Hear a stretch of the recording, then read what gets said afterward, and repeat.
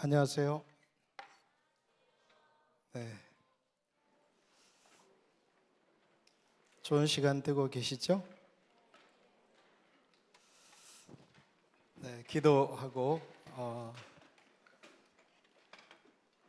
둘째 날 아침 시간 말씀 전하겠습니다. 하나님 참 감사합니다. 놀라우신 주님, 영광의 주님을 우리가 더 뵙기를 원하고 알기를 원합니다. 귀한 캠프를 허락해 주셨사오니 주님, 주님의 뜻을 이루어 주옵소서. 주님의 귀한 우리 청소년들 한 사람 한 사람을 더욱더 예수 그리스도께로 가까이 이끌어 주시고 주님과의 그 만남이 우리들의 삶을 영원히 규정짓도록 성령님 기름 부어 주옵소서. 이 시간에도 주님을 사모합니다. 주님을 기대합니다. 성령님 오셔서 주님의 아름다운 일을 행하여 주옵소서. 예수님의 이름으로 감사드리며 기도합나이다. 아멘.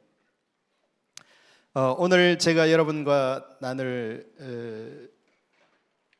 그 제목은 성경 이야기로 본 구속의 포괄적 성격입니다. 제목부터 벌써 압도가 되시죠? 네, 이 포괄적이라는 말은 어떤 의미를 이렇게 연상시키나요? 이렇게 광범위한 모든 것을 포함하는 축소되거나 이렇게 그 제한된 것이 아닌 모든 영역을 다 이렇게 아우르는 것을 의미하겠죠. 우리가 이 하나님께서 저와 여러분을 예수 그리스도를 통해서 구원의 반열에 세우시고 우리를 빚어 가시는데 이때 있어서 우리가 이해해야 될 중요한 요소 중에 하나가 바로 이 구원, 구속의 포괄적 성격을 이해하는 것입니다. 과거 이 보수주의, 복음주의 교회에서는 전체가 그런 것은 아니겠지만 이 하나님의 복음, 하나님의 구속을 인간, 사람에게만 국한시키는 경향이 있어 왔습니다. 특히 사람 가운데서도 인간의 영혼에만, 즉 구원이라는 것은 인간의 영혼이 구원받는 것이다 라는 그런 잘못된 이해가 있어져 왔습니다. 그런데 이 성경이 말하는 하나님의 구속은 모든 창조세계 전체의 구속을 포함하는 포괄적 성격을 가지고 있다라는 것입니다. 그래서 초대교회 2000년 전 예수님이 십자가에 죽으시고 부활하신 다음에 성천한 다음에 성령님이 임하여서 세워진 교회를 우리가 초대교회라고 하는데, 그 초대교회가 전한 복음은 예수님께서 창조세계의 주님이시다. 우리 이번에도 주라는 단어 배웠나요? 큐리오스 해볼까요? 큐리오스. 주라는 단어입니다. 주님이라는 거죠. 원래 이 단어는 로마의 시저에게 쓰여졌다는 것이죠. 그런데 초대교회 성도들은 예수 그리스도가 큐리오스, 주님이시다 라고, 즉 예수님이 우리의 왕이시다, 창조세계 전체를 아우르는 어느 한 지역의 어느 한 국가의 왕이 아니라 모든 것을 아우르는 창조세계의 주님이라는 것을 전파했다라는 것입니다. 성경 이야기, 어제 우리가 성경은 이야기다, 그래서 이렇게 메타 내러티브에 대해서 어제 오후에 어제 저녁에 살펴봤잖아요. 이길수 목사님을 통해서. 그러니까 성경이 이야기 혹은 드라마다, 내러티브다라는 것은 뭐냐면 성경 속에는 창조, 하나님의 창조도 있고 인간의 타락도 있고 그 타락한 인간을 구속시키려는 하나님의 포기하지 않는 쉼없이 역사하시는 그런 역사들이 등장하며 인간의 죽음 혹은 죽음 그 이후의 역사까지도 성경은 전체를 아우르고 있다라는 것입니다. 그 인류의 3대 성인이라고 하는 스카몬이나 공자만 하더라도 나는 죽음에 대해서 알지 못한다. 인간의 삶도 내가 다 알지 못하는데 죽음에 대해서 내가 무엇을 알겠는가? 이렇게 말한 바 있거든요. 그런데 성경은 이 모든 것을 이렇게 포함하는 거대한 서사시적인 이 담론을 담고 있는 성경에서는 그런 모든 것을 다 아우르는 서사시적인 역사를 나타내는데 그러한 성경은 이야기라는 것에 비추어 볼 때 이 구속인 하나님의 구원은 그건 역시 포괄적 성격을 가지고 있다라는 것입니다. 좀 어려워요? 잘 이해가 되시나요? 네, 기도하시면서 들으시면 좋겠네요. 그래서 이 성경에서는 하나님은 창조 세계와 인류를 위한 그분의 목적을 끊임없이 계시하고 계십니다. 그래서 성경은 그 목표를 온 창조 세계의 갱신이라 말하고 있습니다. 즉 구원은 창조 세계만큼이나 폭넓고 하나님의 창조라는 것은 뭐 사람만 지우고 동물과 식물만 짓고 이게 아니잖아요. 온 우주 전체를 창조하신 분이 하나님이신 것을 성경은 말씀하고 있죠.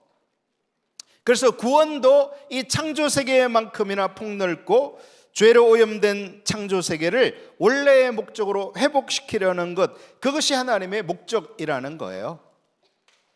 그래서 우리는 성경 이야기를 창조, 타락, 구속,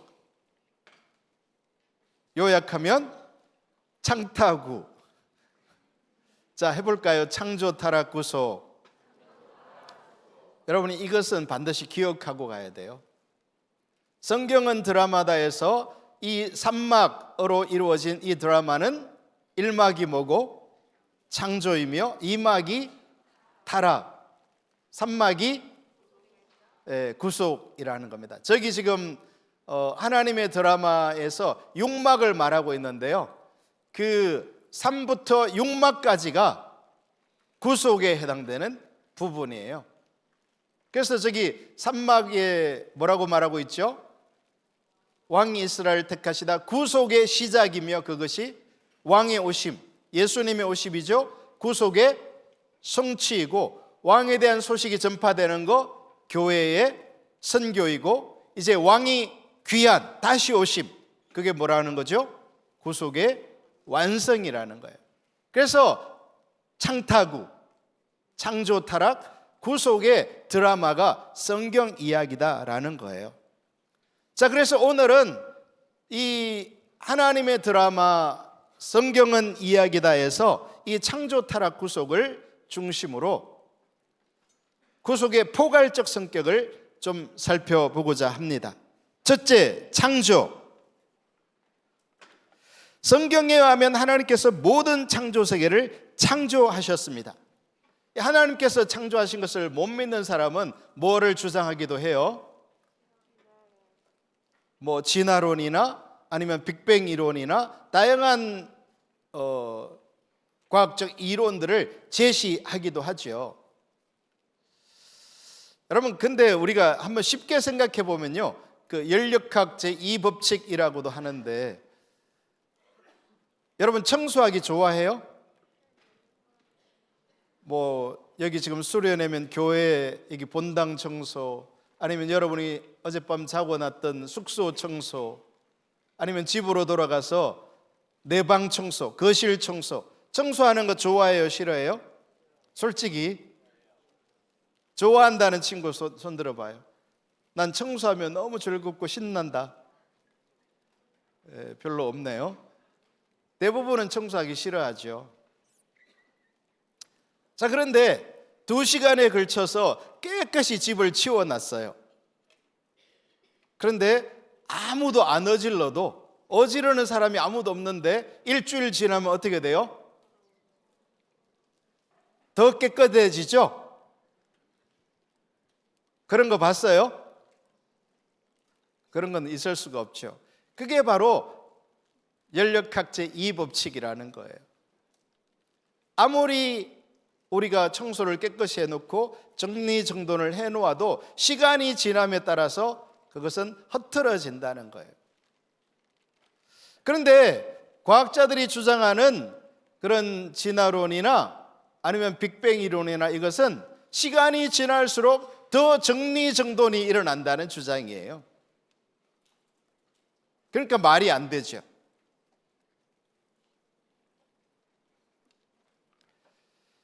놀랍게도 성경은 하나님께서 그 창조의 그는 창조주이시다라고 말씀하고 있어요. 우리의 믿음, 우리의 신앙은 여기에서부터 출발해야 하는 줄로 믿습니다. 할렐루야. 여러분, 이 하나님이 창조주이심을 믿는 거는요, 보통 일이 아니에요. 여러분이 자연적 인간으로 있을 때는 이 하나님의 창조가 믿어질 수가 없어요. 그런데 우리가 하나님의 창조를 믿는 것은, 하나님이 창조주이심을 믿게 되는 것은요, 하나님의 은혜, 하나님의 구속의 역사가 시작됐기 때문에 그 일이 믿어지는 거예요. 이 캠프를 통해서도 놀라운 역사들이 더 일어나기를 예수님의 이름으로 축복합니다. 그런데 하나님께서 이렇게 우주를 창조하시면서 특별히 하나님의 형상으로 지은 존재가 있는데 그게 누구라는 거예요? 그게 사람, 아담이라는 거예요. 아담이라는 말은 고유명사, 아담의 이름, 사람의 이름으로서 아담이기도 하지만 보통 명사로서 사람이라는 뜻도 가지고 있어요. 아담이라는 말 속에는. 그런데 하나님은 그 사람을, 아담을 그냥 보통 평범한 사람으로 지은 게 아니라 누구의 형상으로 창조하셨다는 거예요? 하나님의 형상으로. 우리 중고등부 학생 여러분들 속에서 자신이 하나님의 형상으로 지음받은 너무나 귀하고 아름답고 소중한 존재임이 깨달아지기를 예수님의 이름으로 축복합니다.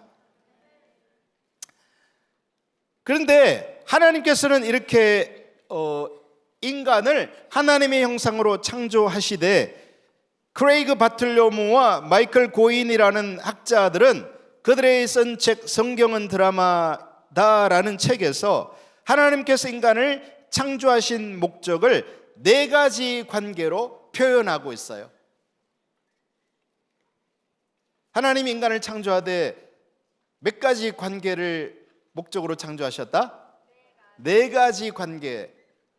첫째, 인간은 여호와 하나님과의 친밀한 관계를 위해 창조되어졌다라는 거예요.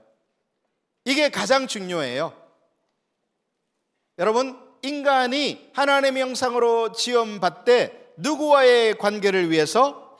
하나님과의 친밀한 관계를 위해서 창조되어졌다. 그러니까 저와 여러분의 삶의 모든 문제의 근원이 나는 하나님과 친밀한가? 이 친밀한 영역이 있지 않을 때 모든 관계는 다 깨어지고 만다는 사실이에요. 그래서 하나님께서는 인간을 하나님과의 친밀한 교제를 나눌 가족으로 창조하셨다는 거예요. 여러분들도 다 가족이 있으시죠? 가족이 있어요, 없어요? 있어요. 네.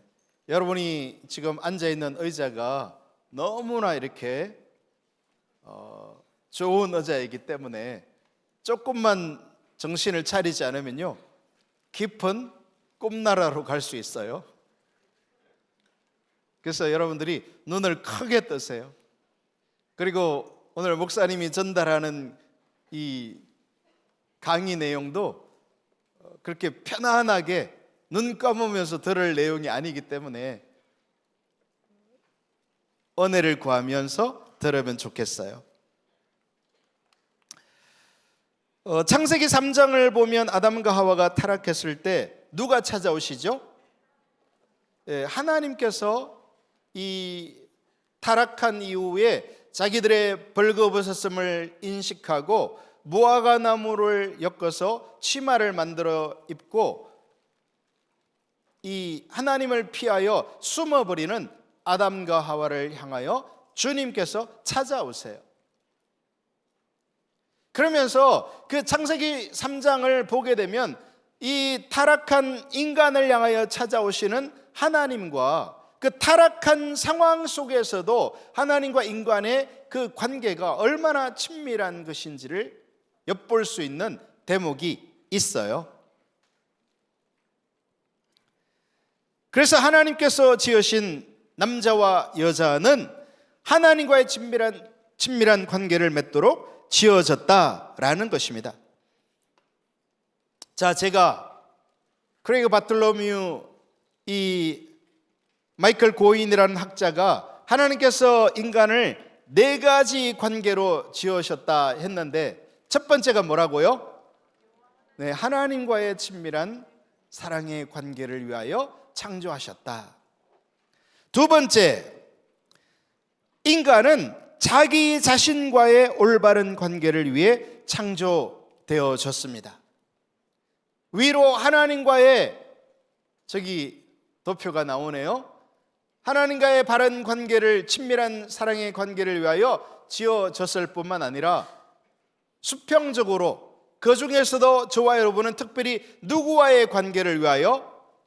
나 자신과의 올바른 관계를 위해 창조되어졌다라는 거예요. 즉 자기 자신과의 올바른 관계라는 말은 인간은 육적인 면에서도 이 육체도 여러분이 감기 들거나 몸살이 나거나 비슷한가요? 몸이 아프면 기도하거나 찬양 부르거나 예배 드리거나 말씀 듣기가 쉬워져요, 어려워져요? 어려워지죠. 몸이 아프면 자꾸만 쉬고 싶고 눕고 싶고. 그러니까 인간은 이 육체도 중요하다, 중요하지 않다? 중요하다라는 거예요. 뿐만 아니라 인간은 육적인 면, 지적인 면, 감정적이고 정서적인 면, 어지적인 면 등 여러분, 그래서 이 청소년 시기에는요 이 지적인 면을 극대화시킬 필요가 있어요. 여러분, 이 사람의 기억력이라는 것이 가면 갈수록 좋아져요, 나빠져요? 네, 나빠져요. 이 10대 여러분만한 나이 때는요 여기 있는 친구들 400명의 이름을 마음만 먹으면 다 외울 수 있어요. 그러나 이제 목사님 나이 정도 되면 이름이 뭐냐 묻고 말해줬는데 금방 또 물어요. 왜요? 생각이 안 나. 그래서 여러분에게 막 10대 여러분들이 얼마나 놀고 싶어요. 특히 이런 여름철에 막 바닷가에 가서 해수욕도 하고 싶고 놀고 싶은데 왜 여러분에게 이 공부라는 무거운 짐이 지워져 있을까요? 그것은 왜냐하면 바로 여러분 나이대가 이 지적인 면을 극대화시키기 가장 좋은 시기이기 때문에 그래요. 이 시기를 놓쳐버리면 나중에 나이가 들어서 공부하고 싶어도 힘들어지게 되는 거죠. 자, 그래서 하나님은 이 인간을 창조하시되 관계 안에서 자기 자신의 관계 안에서 통합적인 균형을 이루는 그런 존재로 지으셨다라는 거예요. 즉 하나님은 인간을 전인적인 인간으로 창조하셨어요. 그러니까 육체 하나만 건강해도 안 되고 육적인 면, 영적인 면, 정신적인 면. 여러분 요즘 10대들의 이 정신적인 면이 강해졌어요? 강건해졌어요? 아니면 나약해지고 있어요? 예, 어떻게 다 아세요? 여러분도 알기는 알아요, 자신들이 나약한 거를. 예, 너무나 우리들이 나약해져가는 10대들을 현장에서 목도하고 있어요.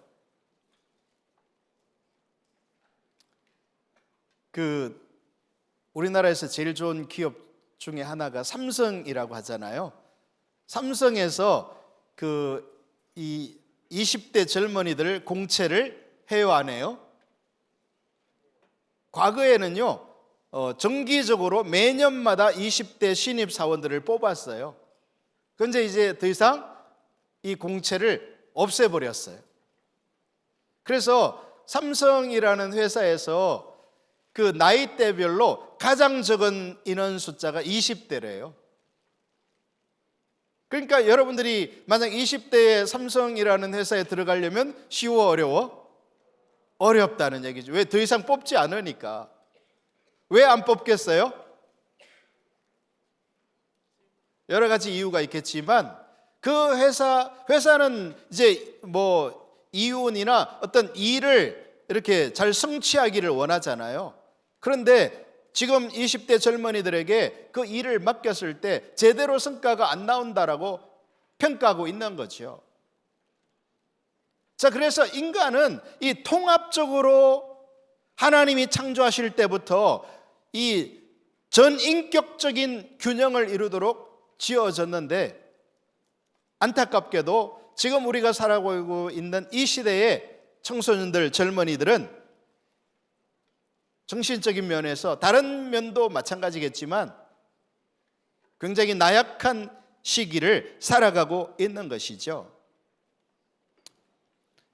코로나를 지나면서, 뭐 이거는 대학생들에게 해당되는 말일지 모르겠는데, 지적인 면에 있어서도 코로나 이전과 이후가 다르다, 이런 얘기를 하거든요. 교수님들이 학교에서 학생들을 이렇게 가르쳐 보면, 아니면 레포트를 제출하도록 해보면 지적 수준이 현저하게 떨어졌다는 거예요. 자, 그런데 하나님께서 이렇게 인간을 지으실 때는 그 모든 면이 전체적으로 균형을 이루어야만 하나님의 샬롬이 충만할 수 있다라는 거예요. 그러니까 우리가 이 영적인 면만 갖춰진다고 해서 몸이 아프거나 정신이 지금 병들거나 하면 그 영향을 받지 않을 수가 없다는 것이죠. 그래서 인간은 자기 자신과의 이 올바른 관계를 위하여 지원받았기 때문에, 특히 여러분 같은 이런 10대 때는 자기 자신과의 올바른 관계 속에 있기보다는 불만이 많아요. 부조화를 경험하는 거예요. 그렇죠? 그래서 그것을 여러분들이 뭐 짜증으로 표출한다거나 부모님께 대하여 반항을 한다거나 좋지 않은 모습이지만, 이 내면 안에서 나와의 관계 속에 부조화를 경험하기 때문에 그런 일들이 일어나게 되는 것입니다. 셋째, 인간은 타인과의, 즉 다른 사람과의 관계를 위하여 창조되어졌습니다.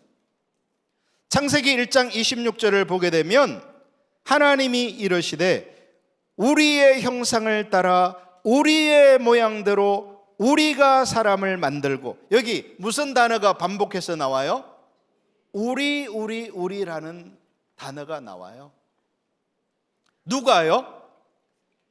누가 우리라고 부르고 있죠?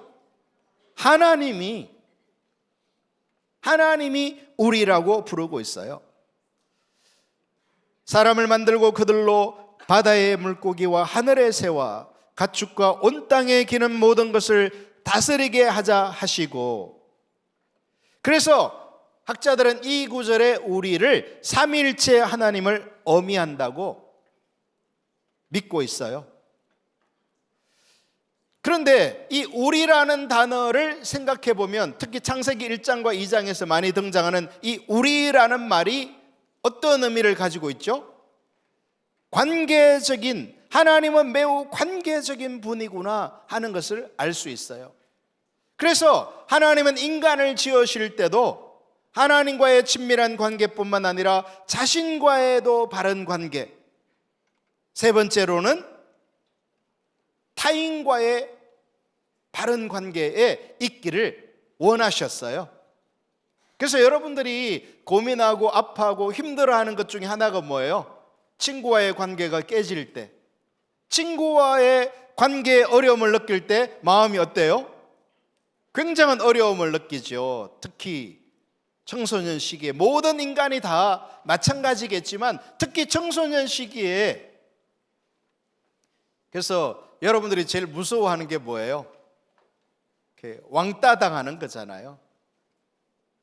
아니면 언따.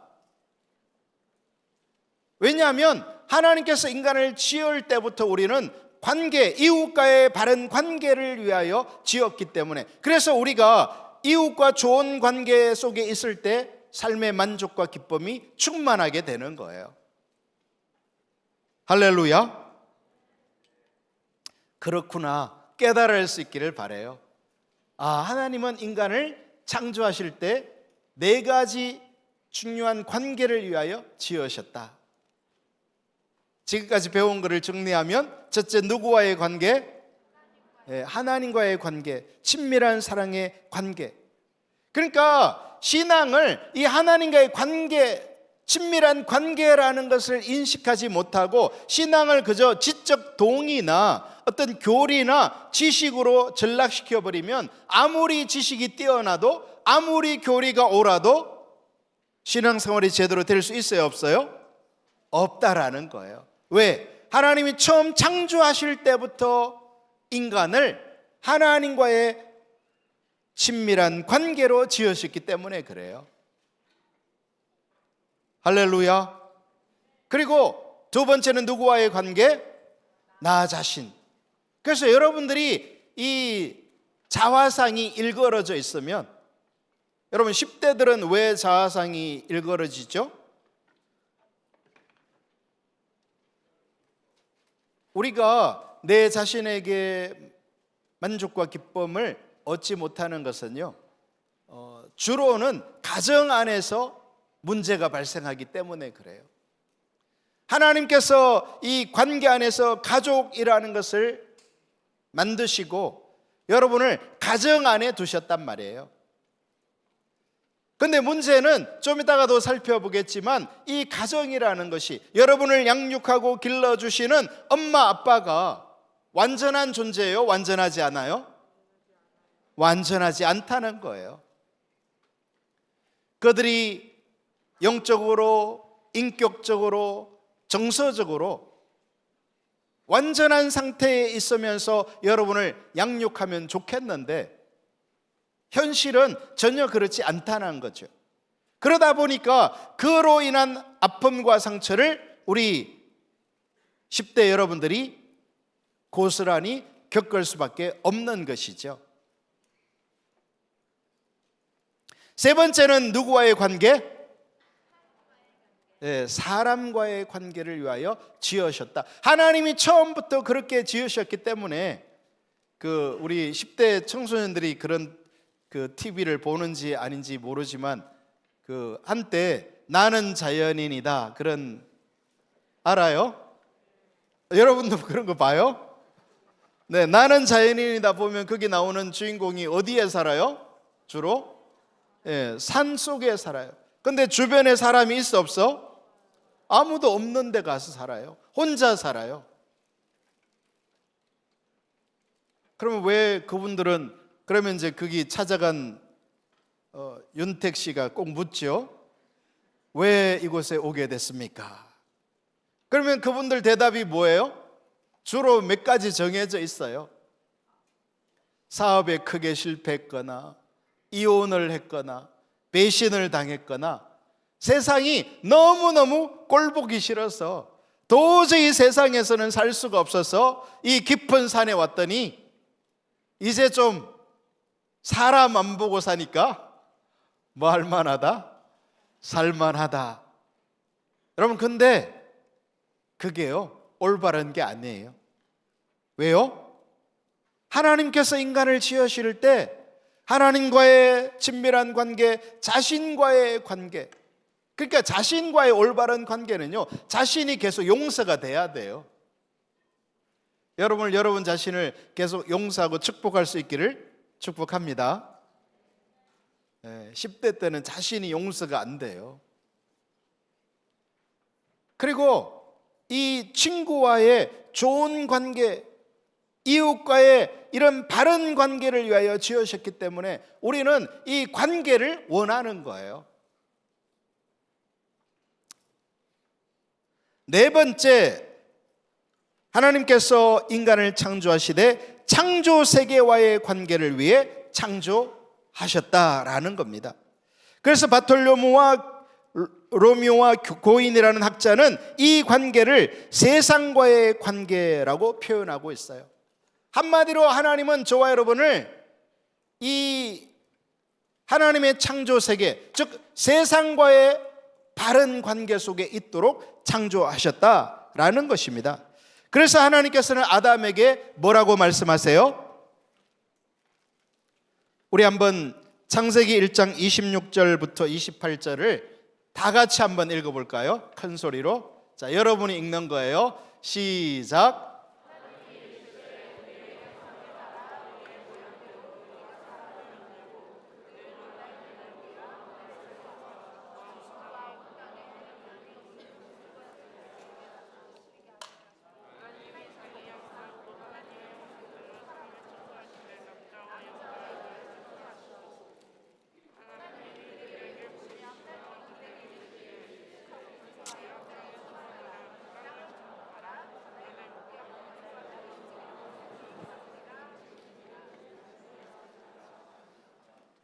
여러분 여기 보시면 재밌는 그 하나님의 축복이 나오죠. 하나님이 그들에게 복을 주시며 28절 하나님이 그들에게 이르시되 생육하고 번성하여 땅에 충만하라.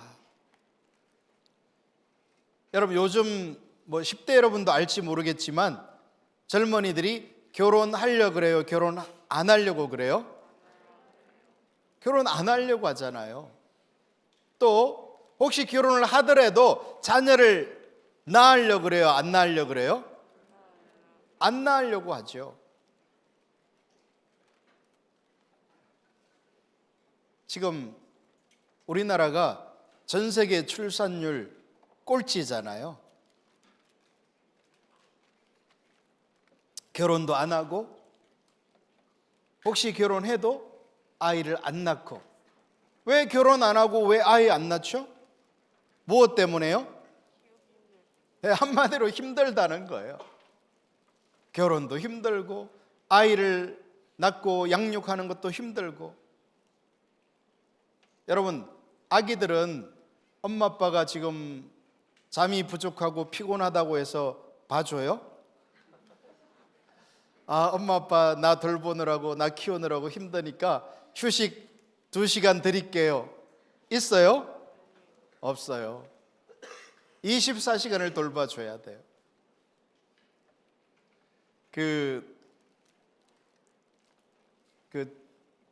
몇 주 전에 목사님이 이렇게 우리 교회 이렇게 새롭게 등록하신 분의 가정을 신방을 했어요. 젊은 가정인데 아기가 1명 있는 가정이에요. 신방을 갔더니 그 자매님께서 저한테 목사님 등대교회 너무 신기해요. 나 또래 젊은 엄마들이 다 임신했어요. 그게 너무 이상하다는 거예요. 그런데 임신한 집을 보니까 다 아기가 1명, 2명, 3명씩 있는데 또 임신을 했다는 거예요. 여러분 성경에서는 뭐라고 말하고 있나요? 생육하고 번성하라. 땅에 충만하라. 그런데 우리는 힘드니까 피곤하니까 하나님 결혼도 안 할래요? 아기도 안 낳을래요? 누구 생각대로 살아가고 있는 거예요? 자기 생각이죠.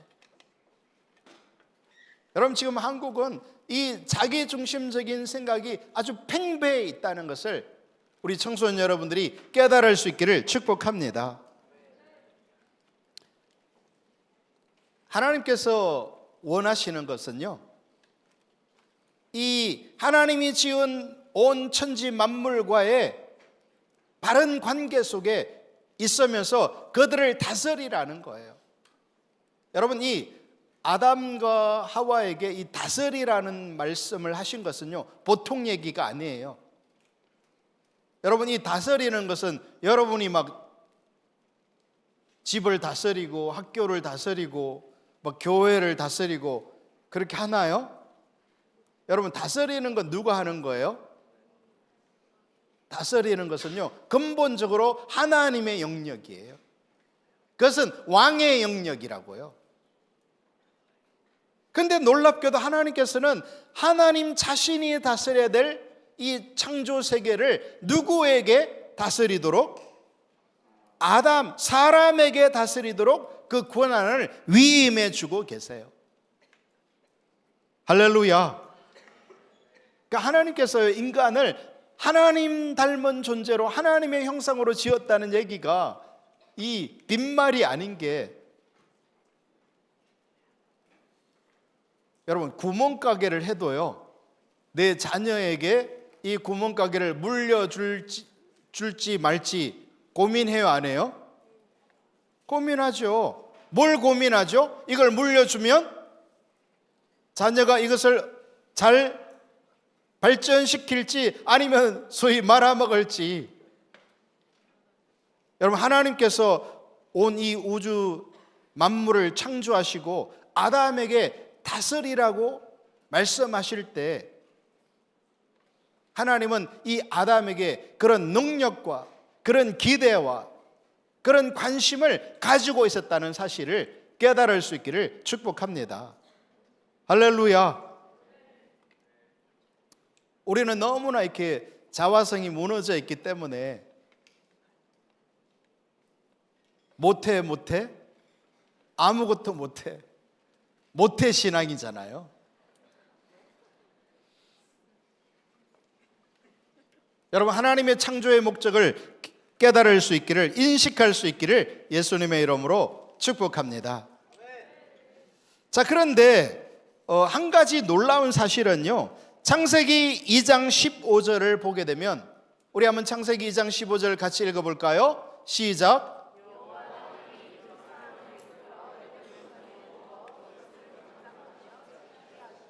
네, 하나님이 사람을 지으시고 어디로 이끌어 오셔서? 에덴 동산에 이끌어 오셔서 거기서 뭐 하라? 경작하며 지키게 하시고, 따라합시다. 경작하며 지키게 하시고.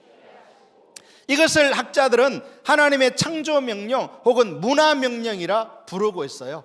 따라합시다. 하나님의 창조 명령, 하나님의 문화 명령. 그게 뭐예요? 경작하고 지키라는 거예요. 그래서 이 하나님의 창조 명령, 문화 명령 속에는 일, 정치, 사회, 경제 등 모든 공적 영역, 그리고 환경, 창조 세계의 돌봄 등이 포함되고 있어요. 할렐루야. 이처럼 하나님은 인간에게 하나님과의 올바른 관계를 토대로, 여러분, 하나님 이 네 가지 관계를 위해서 지으셨다고 이렇게 설명해 드렸는데, 가장 근본적이고 가장 중요한 게 뭐예요? 누구와의 관계? 하나님과의 관계예요. 이 하나님과의 관계가 깨어진 상태에서는 아무리 자신과의 평화를 유지하려고 해도 된다, 안 된다? 안 된다. 하나님과의 관계가 깨진 상태에서는 아무리 이웃과 친구와의 좋은 관계를 유지하려 해도 순식간에 그것이 깨어지고 마는 거예요.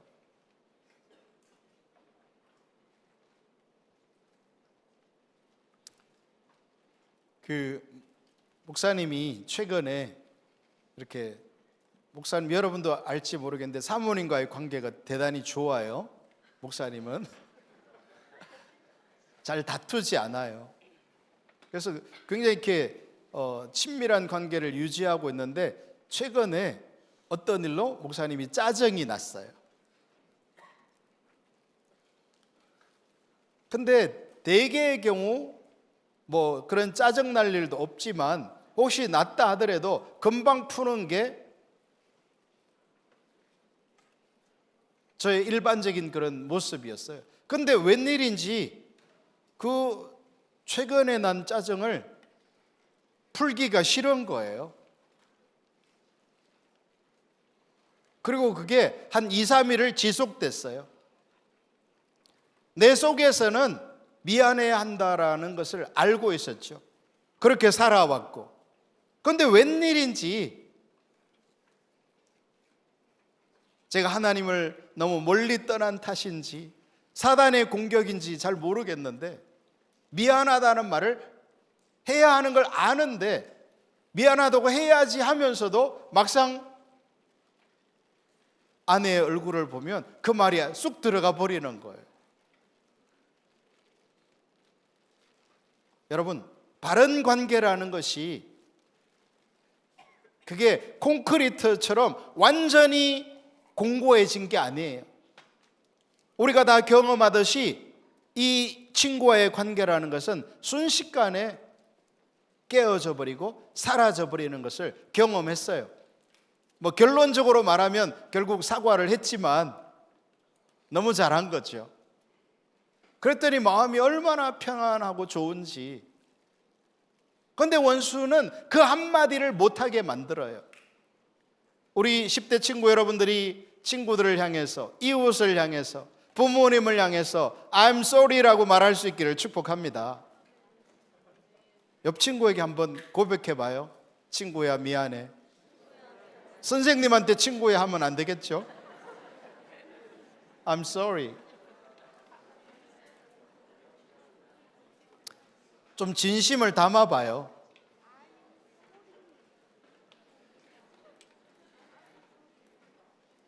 이처럼 하나님은 하나님과의, 여러분, 그래서 우리가 이 사람에게 미안합니다라는 말을 할 수 있는 것도요, 하나님과의 바른 관계의 토대가 되기 때문에 그래요. 목사님이 어려서 좋아했던 중국 영화는 대부분의 스토리가 주인공이 어려서 부모님이 적에 의해서 죽임을 당해요. 그런데 어찌어찌해서 살아남은 그 아기가 이제 누구를 만나고 무술의 고수를 만나고 그래서 그 무술을 배워서 뭐 복수한다, 이런 이야기. 뭐 내용은 다른데 항상 그런 이야기였어요. 그래서 그들은 용서라는 것 자체가 부모님에 대한 모독으로 여겨요. 여러분, 근데 성경은 용서를 대단히 중요하게, 소중하게 여기고 있다는 사실이에요. 할렐루야. 사실 예수님께서 이 땅에 오신 이유도 죄로 오염된 인류를, 저와 여러분을 뭐 하시기로? 용서하기로 작정하신 거예요. 할렐루야. 자, 그래서 하나님과의 관계가 가장 중요하다. 이것이 모든 관계의 토대다라는 것을 잊어서는 안 돼요. 여러분들이 하나님과의 친밀한 관계를 버리고서 자신과의 관계를 바르게 유지하려고 하고 이웃과의 관계를, 나아가서 온 세계와의, 창조 세계와의 관계를 아무리 바르게 유지하려고 해도 그것은 이루어질 수 없어요. 이 창조 원리를 반드시 기억하기를 예수님의 이름으로 축복합니다. 그러면서 우리가 이 관계로 지으신 하나님의 의도를 보면서 깨달아야 될 중요한 것 중에 하나는, 하나님은 처음부터 인간으로 하여금 철저하게 하나님 중심적인 삶을 살도록 지으셨다라는 거예요. 옆 친구에게 알려주세요. 어떻게 지었다고요? 예, 하나님 중심적인 삶을 살도록 창조하셨다. 그것을 가장 잘 볼 수 있는 것이 에덴 동산에 선악과를 두신 사실이에요. 이 하나님 중심적인 삶을 잘 이해하지 못하는 친구들은 이 선악과에 대해서 불만이 많아요. 왜 하나님께서 선악과를 에덴 동산에 두셔서 아담과 하와가 타락하게 하셨는가? 차라리 선악과를 아예 안 두었으면 따먹지도 못했을 것이고 인간이 타락하지도 않았을 거 아닌가? 바른 생각이에요? 아니에요. 하나님 중심적인 삶을 깨닫지 못해서 그래요.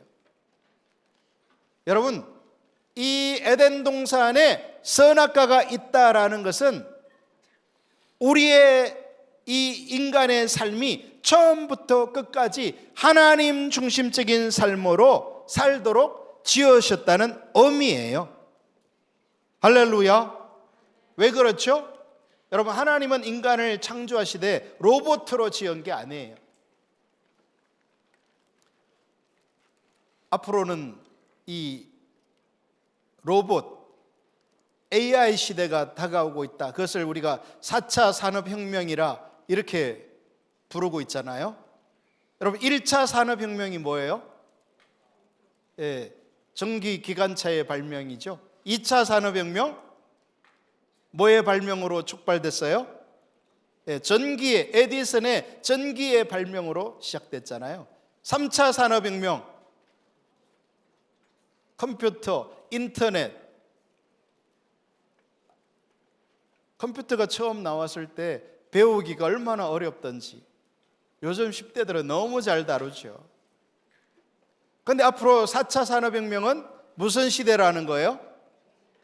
AI, 인공지능, 로봇의 시대라는 거예요. 급격한 변화가 일어나게 되겠죠. 그런데 하나님은 그런 로봇의 예배, 로봇의 경배를 원치 않는다는 거예요. 하나님은 하나님과의 친밀한 관계 안에 있는 사람의 예배, 사람의 경배를 받기를 원하세요. 왜요? 선택할 수 없는 순종은 순종이 아니에요. 여러분, 미국 같은 나라에서 가끔 이렇게 해외 토픽으로 어떤 어린아이를 납치해다가 10년 동안 혹은 20년 동안 지하실에 감금해 놓고 이렇게 자신을 사랑하도록 이렇게 훈련시켰다. 뭐 그런 뉴스들이 가끔 나오잖아요. 여러분, 그게 사랑이에요? 그건 사랑이 아니에요. 선택할 수 없는 건 사랑이 아니란 말이에요. 여러분, 우리나라 지금 매스컴에 가끔 나오는 데이트 폭력, 즉 사귀든 교제하던 여성이 이제 그만 사귀어요, 우리 헤어져요. 그런데 남자친구가 그걸 못 받아들이고 찾아가서 폭력을 행사하는 것을 우리가 데이트 폭력이라고 하잖아요. 근데 여러분, 특히 우리 남자친구들이 깨달아야 될 중요한 사실은요, 내가 폭력을 행사해서 얻는 사랑은 사랑이 아니라는 사실이에요. 내가 이렇게, 여러분, 어제 여러분은 여기 계셔서 잘 모를 텐데 참 희한한 일이 일어났어요. 지금 어느 나라에서 올림픽이 벌어지고 있어요? 파리 올림픽이 지금 거행되고 있죠. 근데 어제 어떤 권투 경기가 있었는데요. 여자 권투 경기예요. 이탈리아 선수하고 이제 튀니진가 하는 나라 선수가 이렇게 경기를 하는데, 튀니지 선수는 성전환 수술을 받은 사람이에요. 원래는 남자였는데 여성이 된 거예요. 트랜스젠더라고 하나요? 그런데 올림픽 IOC 위원회에서 생물학적으로 남녀를 구분하는 것은 의미가 없다. 이 사람이 여성이라고 자기 정체성을 가졌기 때문에 여성으로 출전하는 것을 허용해야 한다. 그래서 이제 경기가 벌어진 거예요. 그런데요, 이 진정한 여성이었던 이탈리아 선수가 1라운드 47초 만에 경기를 포기하고 말았어요. 그러면서 왜 자기가 경기를 포기했는지 말했는데, 그렇게 세게 맞아본 자기가 그 상대 선수로부터 이제 권투는 이렇게 주먹을 날리는 거니까 펀치를 맞았을 때 그렇게 강력한 펀치는 맞아본 적이 없다는 거예요.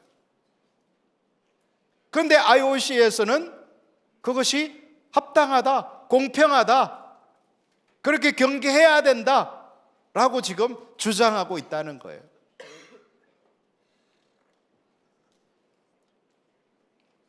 제정신이 아닌 거죠.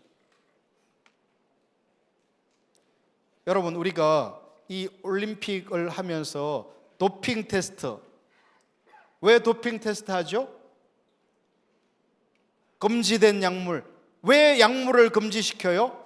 조금이라도 경기력 향상을 위해서 근육을 좀 더 강화시키거나 어떤 이렇게 몸의 신체의 변화를 약간이라도 향상시키는 그런 물질들을 철저히 금지시키기 위해서 도핑 테스트도 하고 이렇게 체급을 나누기도 하고 몸무게가 0.1g만 넘어도 안 되는 규정들을 세세하게 두고 있잖아요. 그런데 남성을 여성이라고 생각한다 해서 그거를 동등한 권투 경기를 하게 하면 이게 앞으로 어떻게 될지 모르겠어요.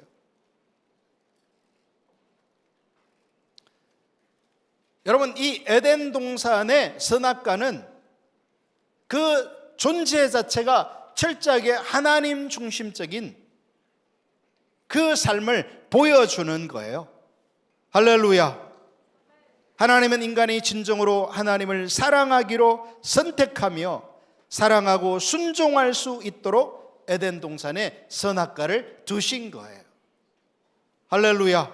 그것이 하나님 중심적인 삶이에요.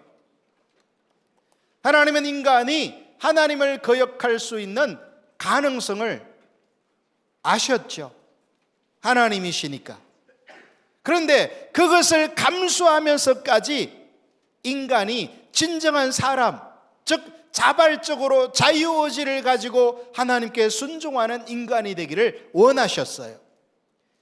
그러한 친밀한 사랑의 교제를 원하신 거예요. 그만큼 하나님은 인간을, 즉 저와 여러분을 사랑하고 계세요. 할렐루야. 여러분, 사람은 그렇게 말해요. 참는데도 한도가 있다. 한두 번은 참을 수 있지만 네가 계속 그렇게 나온다면 난 더 이상 못 참아. 여러분, 근데 만약 하나님이 인간을 향해서 네가 그렇게 계속 나온다면 난 더 이상 너를 사랑할 수 없어, 이렇게 한다면 오늘 저와 여러분이 이곳에 있을 수 있나요?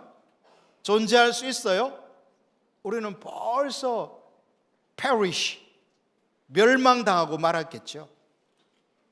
여러분, 오늘 저와 여러분이 하나님의 은혜에 의하여서 예수님을 믿음으로 이 구속받은 것은요, 하나님의 엄청난 인내와 사랑의 은혜의 덕분이에요.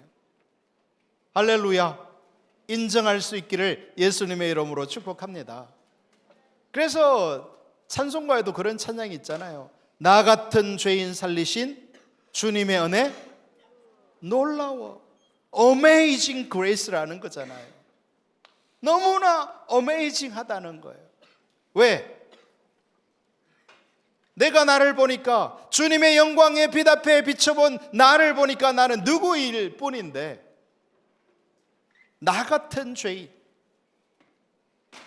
구제불능의 죄인이죠. 여러분, 하나님은 저와 여러분을 너무나 사랑하시는 분이십니다. 할렐루야. 저는 저 자신을 보면서 그거를 너무나 느껴요. 절감해요. 사도 바울 선생님이 뭐라고 고백했어요? 나는 죄인의 괴수이다. 가장 큰 죄인이다. 그렇게 고백했는데 하나님은 그 죄인의 괴수를 포기하지 않으신단 말이에요. 동시에 이 에덴의 선악과는 하나님 중심적인 삶을 살도록 지으심을 알려줄 뿐만 아니라 하나님의 주권적인 통치를 상징하기도 해요. 즉 하나님께서는 인간에게 에덴 동산의 모든 실과는 자유롭게 먹을 수 있지만은 선악을 알게 하는 나무는 열매는 먹지 말라고 하신 것은 무슨 의미예요? 그에게 하나님의 주권적인 통치 아래, 즉 하나님의 말씀 아래 완전히 순복하고 순종하는 삶을 살 것을 명령하고 있어요. 할렐루야. 여러분, 타락한 인간은 이 하나님의 주권이 부담스러운 게 사실이에요. 하나님을 믿는 건 좋은데 하나님의 그 말씀 앞에, 하나님의 주권적인 통치 앞에 완전히 나를 내려야 한다는 것을 너무나 많은 사람들이 부담스러워해요. 그런데 하나님께서는 인간이 그 하나님의 주권적인 통치 아래, 즉 하나님이 왕되심을 인식하고 그 삶을 살 때 진정한 샬롬이 임한다는 것을 알려주고 있어요. 할렐루야. 자, 하나님의 성경은 드라마다에서 창조를 살펴봤고요. 두 번째 뭐죠? 타락을 살펴보겠어요. 창세기 3장을 보면 하나님이 창조한 이 선한 창조 세계에 인류의 타락을 통해 죄가 들어오는 걸 볼 수 있죠. 그리고 그 타락의 결과로 이 네 가지 관계의 모든 영역이 죄의 영향력을 받게 돼요. 네 가지 관계 뭐라고 했어요? 여러분이 이번에 꼭 이 네 가지 관계를 기억해야 되겠어요. 첫 번째 누구와의 관계? 하나님과의 관계. 두 번째 나 자신과의 관계. 세 번째는 이웃과의 관계. 마지막으로 세상과의 관계로 지으셨는데 죄로 인하여, 타락으로 인하여 이 네 가지 관계의 모든 영역이 죄의 영향력을 받게 됐다는 거예요. 그래서 이제 이 네 가지 관계의 모든 영역에서 조화 대신에 모순, 부조리가 등장하게 되고 질서 대신에 무질서가 판을 치고 생명과 복 대신에 사망과 저주가 임하게 된 거예요. 인간은 죄로 인해 하나님과의 관계가 단절되고 하나님의 임재로부터 쫓겨나게 되죠. 또한 자기 자신과의 관계에 있어서도 모든 영역, 즉 영적 영역뿐만 아니라 육체적, 정서적, 심지어는 지적 영역까지 죄의 영향을 받아서 타락하게 되고 말았어요. 또 다른 사람과의 관계에 있어서도 가장 가까운 가족부터 사회적, 국가 간의 관계까지 타락의 결과로 죄의 영향을 받게 된 것입니다. 그래서 창세기부터 성경은 시기와 질투, 속임수, 이 모든 죄들이 등장하게 되고 간음, 폭력, 살인, 전쟁이 가면 갈수록 심화되는 모습들을 보여주고 있어요. 그게 다 뭐로 말미암아서 생겨나게 된 것이다?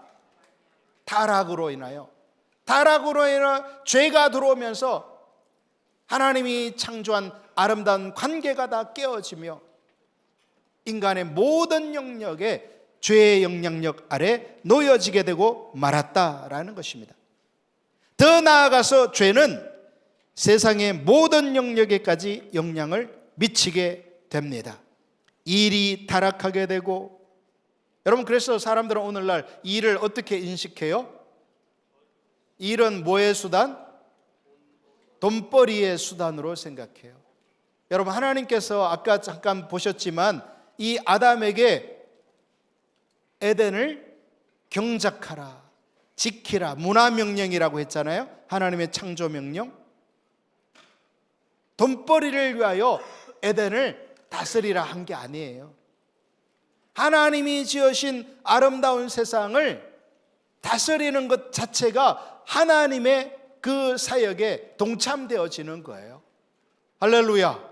그래서 우리 청소년들이 일에 있어서도 난 단순히 돈을 벌기 위해서, 사회적 지위를 얻기 위해서 일하는 것이 아닌 하나님의 의도를 재발견하는 역사가 일어나기를 축복해요. 정치가 타락했으며 경제가 타락하고 교육 등 모든 공적 영역이 타락하게 되고 심지어는 하나님이 지은 창조 세계 전체 인간이 타락의 영향을 받게 된 거죠. 그래서 땅은 이제 어떻게 됐어요? 여러분, 여름철에 땅에 뭐가 막 자라요? 풀이 자라죠. 농부들이 이 풀 때문에 뭐라고 말해요? 풀과의 전쟁이다. 왜냐하면 풀은 뽑아도 계속 나요. 그리고 그를 뽑지 않고 그냥 두면 어떻게 되죠? 순식간에 엄청나게 자라서 농작물이 자랄 수 없도록 만들어 버리게 되죠. 땅이 가시덤불과 엉겅기를 내게 된 것도 이 타락의 영향이라는 거예요. 12년 전에 일본에서 이렇게 강력한 지진이 발생하면서 어떤 일이 일어났어요? 인간이 만든 원전이 파괴되는, 그리고 그 결과로 그 원전은 이렇게 엄청난 온도가 상승되기 때문에 그걸 계속 식혀줘야 되는데 그거를 이 지하수로 식혀주는데 그 지하수라는 건 계속 솟구치잖아요. 근데 그게 원전이 오염되면서 그 오염수가 처음에는 이 드럼통 같은 데다가 쌓아두는데 계속해서 쌓아둘 수가 있어요, 없어요? 없잖아요. 계속 나오니까. 그래서 결국 일본이 작년부터 어떻게 하기로 결정했어요? 그거를 그냥 바다에 방류하기로 결정했잖아요. 이 모든 것들이 다 인간의 타락, 죄의 결과로서 그 영향력 아래 놓이게 됐다는 거예요. 그래서 로마서 8장 20절에서는 온 우주가 이 썩어짐의 종로릇한 데서 해방될 날을 탄식하며 기다린다라고 묘사하고 있어요. 이처럼 인류의 타락은 창조 세계만큼이나 전 우주적이고 죄는 모든 창조 세계에 영향을 끼치게 된 것입니다. 로잔 운동은 다음과 같이 말하고 있어요. 죄의 결과와 악의 권세는 인간성의 모든 영역, 영적, 육체적, 지적, 관계적 차원을 부패시켰다. 모든 영역을 부패시켜버렸다는 거예요. 그리고 이 타락은 인류의 모든 문화와 역사를 통해서 문화적, 경제적, 사회적, 정치적, 종교적 차원 등을 포함한 삶의 모든 영역에 영향을 미쳤다. 그것은 인간을 말할 수 없을 정도로 비참하게 만들었으며 하나님의 모든 창조 세계에 심각한 손상을 주었다. 그래서 크리스토퍼 라이트 교수도 이렇게 말하죠. 창조주 하나님에 대한 인간의 불순종과 반역은 처참한 결과를 가져왔다. 악과 죄가 하나님의 창조 세계의 모든 면과 인간성과 지상에서의 삶의 모든 차원에 끼어든다. 육체적으로 우리는 하나님의 저주 아래 있는 물리적 환경에서 살다가 부패와 죽임을 당하고 만다. 지적으로 우리는 우리가 지닌 합리성의 엄청난 능력을 자신의 악을 설명하고 변명하는 데 기껏 사용한다. 사회적으로 모든 인간관계, 성적, 부모적, 가족적, 사회적, 인종적, 국제적 관계가 분열된다. 그 영향은 영적으로 우리는 하나님으로부터 소외되며 그분의 선하심과 권위를 부인한다. 관계가 다 깨져버렸다는 거예요. 그래서 우리가 이 하나님과의 관계뿐만 아니라 조화롭게 살도록, 자기 자신과의 관계에서도 조화롭게 살도록 된 우리가 왜 이렇게 어려움을 경험하게 되냐면 타락의 결과라는 거예요. 죄가 들어옴으로써 그 모든 영역에 영향력을 끼치게 되었다는 것이죠. 할렐루야. 여기서 우리가 알 수 있는 것은 타락의 본질은 원래 하나님 중심적인 삶으로 지원받은 인간이 자기 중심적인 삶으로 전환되고 말았다는 사실이죠. 인류의 타락에 대해 기록하고 있는 창세기 3장을 보면 사탄이 하나님의 가족으로 창조된 인간에게 선악과를 따먹으라 유혹했습니다. 그 마지막 시간에 박교선 목사님께서 말씀을 전하시겠습니다마는 그분은 이렇게 묘사하더라고요. 사탄이 정말 이 선악과를 따먹으면 하나님이 될 걸 정말 알았다면 아담과 하와에게 선악과를 따먹으라고 했겠느냐? 했겠어요? 정말 선악과 따먹으면 하나님처럼 되는 것을 정말 그렇게 믿고 알았다면 하와에게 선악과 따먹을 기회를 줬겠냐고요. 사탄이. 누가 따먹고 말아요? 자기가 따먹겠죠. 자기가 하나님처럼 되고 싶었잖아요. 그러니까 이게 유혹이라는 거, 미혹이라는 거예요.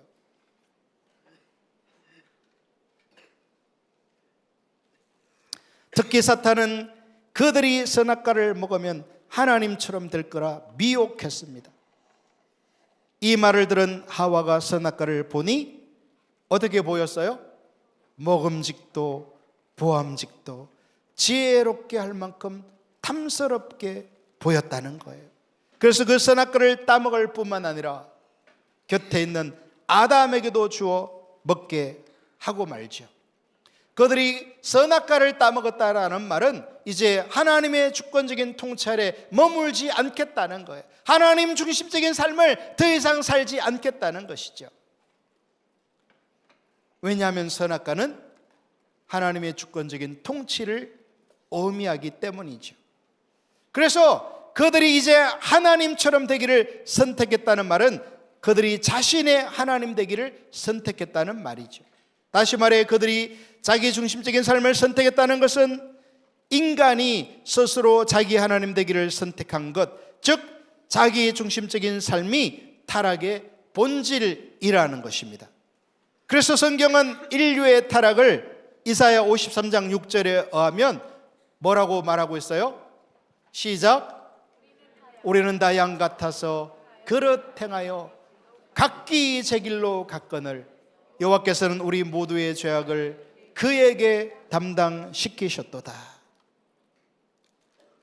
각기 자기 길로 가는 것, 하나님 중심적인 삶에서 자기 중심적이 되고 하나님의 주권적인 통치 아래 머물러 있기보다는 자기가 주인 되고 자기가 왕이 되는 그 삶을 선택한 거죠. 여러분, 하나님께서 목사님에게 이 하나님의 주권적인 통치 아래 머무르는 삶을 계속 강조하셨어요. 이제 등대교회를 개척한 지 28년이 됐는데요, 28년 동안 하나님께서 저에게 가장 강조한 영역이 있다면 이 하나님의 주권적인 통치 아래 머물러라. 그러니까 하루는요, 목사님 이렇게 자려고 침대에 누웠는데 갑자기 이렇게 환상이 열렸어요. 그래서 분명히 자려고 눈을 감았는데 이렇게 동영상이 내 눈앞에서 딱 펼쳐졌는데 그게 뭐냐면 거대한 항아리가 있는 거예요. 항아리가 뭔지 아시죠? 된장, 간장, 고추장 담아놓는 항아리. 근데 그게 그냥 집에서 볼 수 있는 이런 평범한 게 아니라 엄청나게 거대한 한 3, 4m 정도 되는 어마어마하게 큰 항아리예요. 그런데 목사님이 그 항아리 아구라고 하는 꼭대기에 올라가 있는 거예요. 여러분, 항아리가 아무리 커도 그 아구, 그 입구가 사람 서 있기에 안전해요? 불안전해요? 불안전하죠. 서커스를 하지 않는 이상 그 아구에 서 있기는 힘들단 말이에요. 그런데 그 위에서 가지고요, 목사님이 뭐 하고 있냐면 이렇게 헌들헌들 하고 있는 거예요. 그러니까 불안하니까. 근데 그 안에는, 항아리 안에는 온갖 오염물질이 가득해요. 만약 그 안으로 떨어졌다가는 항아리도 엄청나게 거대하기 때문에 빠져나올 수 없어. 딱 그 모습을 보이시면서요, 하나님의 음성이 들리는데, 네가 서 있는 자리, 이 나의 주권을 거부하고 네가 주인 되려고 하는 그 자리가 그와 이 항아리 아구에 서 있는 것처럼 위험하고, 거기서 이제 한 걸음만 여차해서 빠져버리면 다시는 빠져나올 수 없는 상태인 것을 말씀하시더라고요. 여러분, 하나님께서 우리에게 비추실 때 빨리 뭐 해야 되겠어요? 돌이켜야죠. 회개해야죠. 우리 청소년 여러분의 삶에 이 하나님과의 관계 안에서 지속적인 돌이킴과 회개의 역사가 있기를 예수님의 이름으로 축복합니다. 자기 길을 가고자 하는 그 상태에서 돌이켜 하나님의 통치 아래, 하나님의 왕대심 아래 엎드리는 삶, 할렐루야, 너무나 필요하죠. 핵심이죠. 자, 이제 창타 9로 왔어요. 자, 하나님의 성경은 드라마에 대해서 세 번째가 뭐라고 했죠? 구속. 창조, 타락, 구속. 따라합시다. 창조, 타락, 구속. 하나님의 모든 창조 세계가 죄로 오염된 이 심각한 상황에서 하나님은 그분의 창조 세계를 포기하거나 멸망시키는 것이 아니라 구원하기로 선택하셨습니다. 여러분, 이 말이 얼마나 놀라운지 아세요? 여러분, 하나님이 이 창세기에 보면 이 우주 만물을 창조하실 때 뭐로 창조하셨어요? 말씀으로. 하나님이 말씀만 하시면 그대로 이루어져요. 그러면 타락하고 죄로 오염된 이 세상을 그냥 리셋 시켜버리고 삭제시켜버리고 뭐 하시면 돼요? 다시 말씀으로 창조하시면 되잖아요. 그렇게 되면 오늘날 저와 여러분은 여기 있는 거예요, 없는 거예요? 없죠.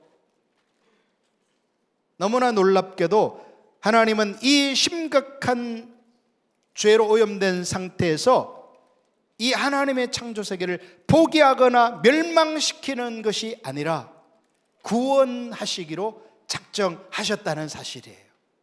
할렐루야.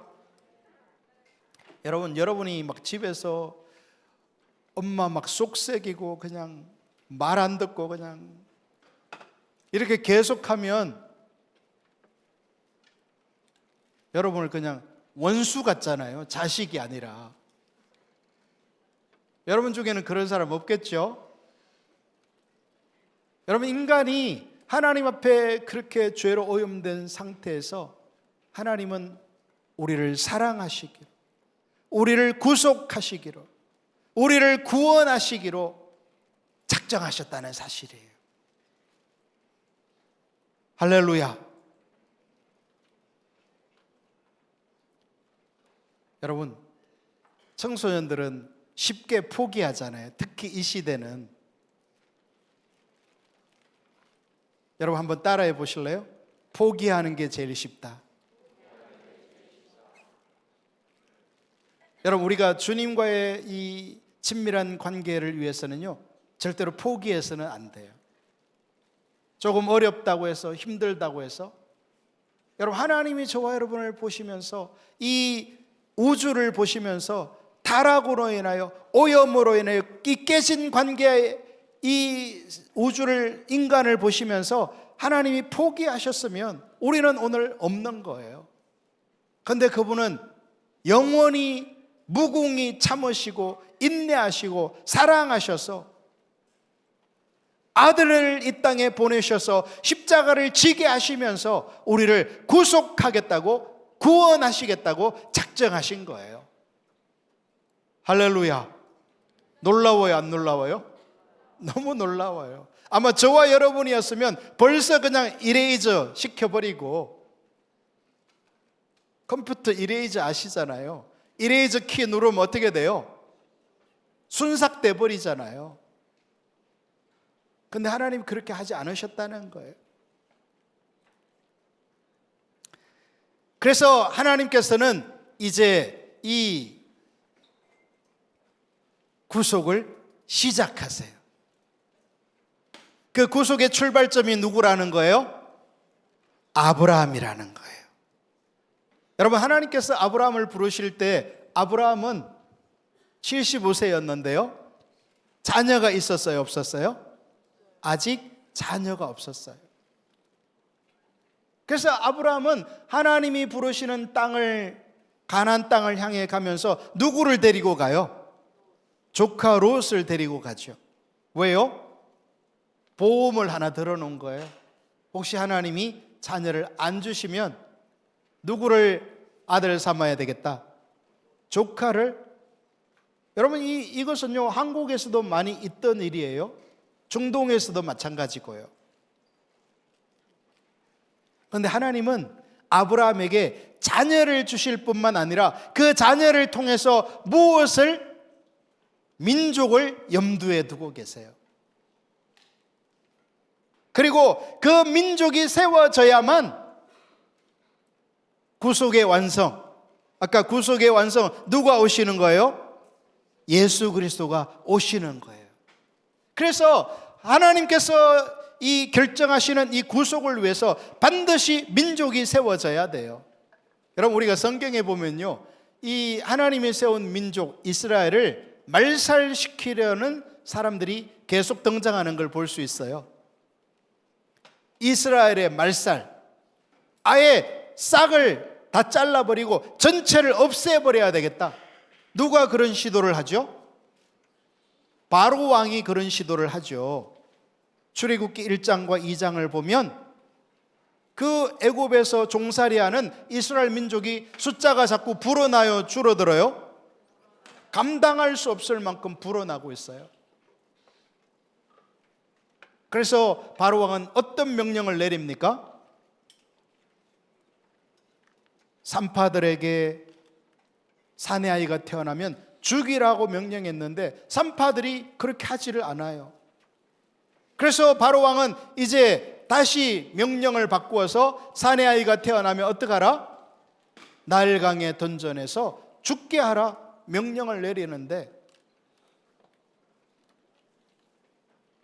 여러분, 이게요 단순히 그냥 어떤 나라를 핍박하는 그런 차원의 이야기가 아니에요. 하나님께서 세운 구속을 반대하려는 시도예요. 그리고 그들이 애굽에서 나와서 광야를 갈 때 그 이스라엘 백성들의 뒤쪽 부분을 공격하는 민족이 있어요. 거기 어떤 나라예요? 아말렉이라는 나라죠. 여러분, 여기 있는 우리 청소년들을 이제 행진을 시키면 어떤 일이 일어나요? 여러분을 데리고 등산 가면 어떻게 되죠? 앞에 누가 올라가요? 잘 가는 사람이 올라가겠죠. 저 뒤에는 아직 시작도 안 하고 올라가지도 못하고 있는 친구들 누구예요? 등산을 죽기보다 싫어하는 친구들, 아니면 몸이 너무나 아픈 친구들. 가면 갈수록 뒤로 떨어지겠죠. 여러분, 이스라엘 민족이 애굽에서 나올 때 20세 이상 남성들이 60만 명 정도였다고 성경은 말하고 있어요. 그래서 그들의 부인 120만 명, 자녀 2명 하면 약 200만 명 정도였을 거라고 추산하는데, 여러분 200만 명이 길을 걸어가면 어떻게 되죠? 100m 안에 다 걸어갈 수 있어요? 어림없어요. 200만 명이 길을 걸어가면요 몇 킬로의 줄이 생겨요. 그리고 뒤로 가면 갈수록 점점 노약자들, 왜냐하면 낮에 너무나 더웠거든요. 마실 물도 없었거든요. 먹을 양식도 부족했거든요. 그런 상태에서 이 순례는, 행진은 뒤로 갈수록 약한 사람들이 처지기 마련이에요. 아말렉은 바로 그쪽을 공격한 거예요. 이스라엘의 가장 약한 부분. 그래서 하나님께서는 아말렉을 진멸하라 말씀하신 거예요. 여러분, 이 아말렉 족속 중에 나중에 에스더서에 가면 유명한 사람 한 명이 등장해요. 이름이 누구예요?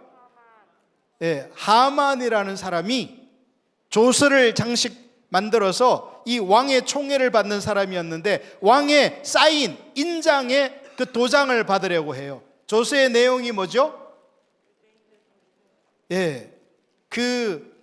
이 페르시아 제국 안에 있는 모든 유대인들을 한 명도 남김없이 처단하라는 명령서를 사인 받으려고 시도하는 걸 볼 수 있어요. 결국 믿음의 사람 에스더가 기도함으로 하나님께서 그 상황을 역전시켰지만, 이 성경에는요 계속해서 곳곳에서, 여러분 예수님이 태어났을 때 2살 이하의 사내 아이를 모두 죽이라 명령을 내린 사람이 나오죠. 누구예요? 헤로드 왕이죠. 하나님께서 구속을 결정하시고 이스라엘 민족을 세우시고 그들을 통해서 왕이 오시게 하도록 계획을 가지고 있는데, 계속해서 원수는 그것을 대적하고 반박하고 회방하고 공격하는 걸 볼 수 있어요.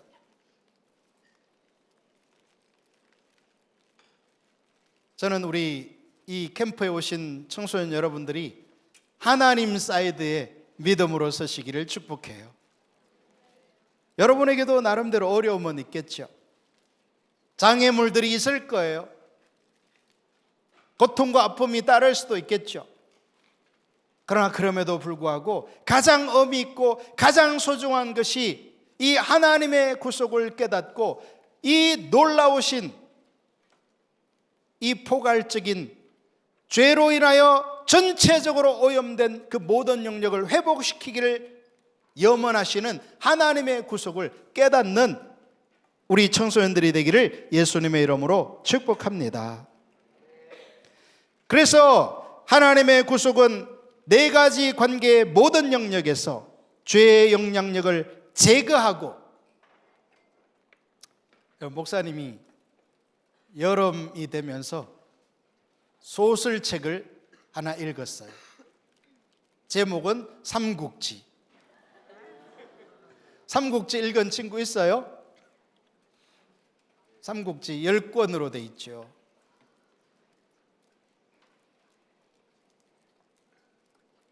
그 삼국지에 보니까요, 유비, 관우, 장비라는 사람이 나와요. 무슨 나라 사람들이죠? 총나라. 맞아요. 어떻게 안 읽었을 텐데 다 아네요. 자, 그런데 이 관우가요, 전쟁을 하다가 팔에 화살을 맞았는데 그 화살이 독화살이에요. 화살 끝에 독이 묻혀져 있었던 거죠. 그래서 이 사람이 그냥 팔에 화살을 맞았을 때는 그거를 그냥 분질러서 뽑아버렸는데, 거기 독이 묻어 있으니까 그 독이 점점 퍼져가서 죽을 수도 있게 됐어요. 그런데 다행히 그 관우가 부상당했을 당시에 중국에는 유명한 의사가 살고 있었어요. 그 의사 이름이 뭐예요? 화타라는 의사가 살고 있었어요. 그래서 이 화타를 불러가지고 좀 관우를 치료해 주시오 했더니 화타 의사가 이 병은, 이 독은 너무 치명적이어서 아마 거의 죽을 겁니다. 그런데 한 가지 살 길이 있는데, 그거는 관우 장군을 큰 나무 기둥에다 묶어서 이제 입을 털어막고 손발을 꼼짝 못하도록 묶어서 내가 칼을 가지고 장군의 그 화살 맞은 팔에다가 그 살을 도려내고 뼈를 칼을 가지고 독을 긁어내면 살 수 있습니다. 나무에 묶이겠습니까? 이렇게 물어요. 그랬더니 관우 장군이 껄껄껄 웃으면서, 아니 그깟 수술을 하는데 뭐를 나를 나무에 묶습니까? 내가 그냥 바둑을 둘 테니까 수술을 하시오. 중국 소설 허풍 엄청나요. 그래서 관우가 이제 자리에 앉아가지고 화타에게 왼팔을 맡기고 이제 바둑을 두죠. 그리고 화타는 관우의 팔을, 뭐 그때는 마취나 이런 게 없잖아요. 칼을 가지고 살을 도려내고 뼈를 긁어내는, 독을 제거하는, 그래서 관우가 치료됐다, 뭐 그런 이야기가 소설에 나와요. 여러분, 하나님은 이 하나님의 창조 세계에 퍼져진 죄의 영향력을 제거하기를 선택하셨습니다. 할렐루야. 하나님께서 원래 의도하신 대로 회복시키시며 하나님의 샬롬, 즉 생명과 복을 가져오기 위하여서 하나님의 구속의 결정을 하신 겁니다. 그래서 하나님의 구속은 창조 세계만큼이나 폭넓고 그 핵심적 성격은 회복에 있다라는 것입니다. 우리는 하나님의 구속이 최종적으로 완성되는 새하늘과 새 땅의 모습을 보아도 이 점을 분명하게 보게 됩니다. 계시록 21장 3절에서 5절, 우리 한번 같이 계시록 21장 3절에서 5절 읽어보겠습니다. 시작.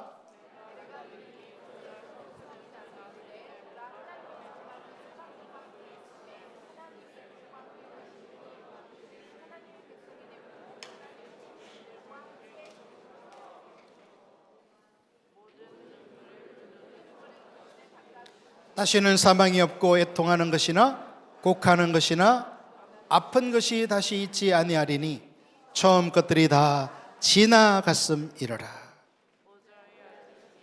보좌에 계신 이가 이르시되 보라, 내가 만물을 새롭게 하노라 하시고 또 이르시되 이 말은 신실하고 참되니 기록하라 하시고. 할렐루야. 이처럼 성경 이야기는 하나님의 구속의 완성은 하나님의 구속의 포괄적 성격을 보여줍니다. 자, 이제 창타구를 살펴봤어요. 그러면 이제 마지막으로 우리는 어떻게 살 것인가, 우리의 소명은 무엇인가를 생각해 봐야 되겠죠. 할렐루야. 필립 글린슬레이드라는 학자는 성경 이야기 안에서 살아가야 할 우리의 자세를 이렇게 설명하고 있습니다. 우리는 그 이야기를 믿음으로써 행동하게 되고, 이 이야기는 스토리가 아니라고 했죠. 공상이 아니라고 했죠. 이것은 하나님께서 계획하시는 창조, 타락, 구속, 전 우주적인 모든 영역에서 하나님이 말씀하시는 메타 내러티브라는 거예요. 거대한 담론. 그런데 이 하나님의 메타 내러티브를 마음으로서 행동하게 된다? 믿음으로 반응하는 우리 다음 세대가 되기를 예수님의 이름으로 축복합니다. 하나님의 구원 운동을 믿음으로 따라가게 된다. 우리는 그 이야기 안에서 사는 법을 배운다. 그래서 성경의 세계 안에서 우리의 포스트 모더니즘적인 삶과 세계를 새로운 시각으로 바라보게 된다. 여러분, 제가 아까도 올림픽에 일어나는 그런 어이없는 일들, 미국에서요,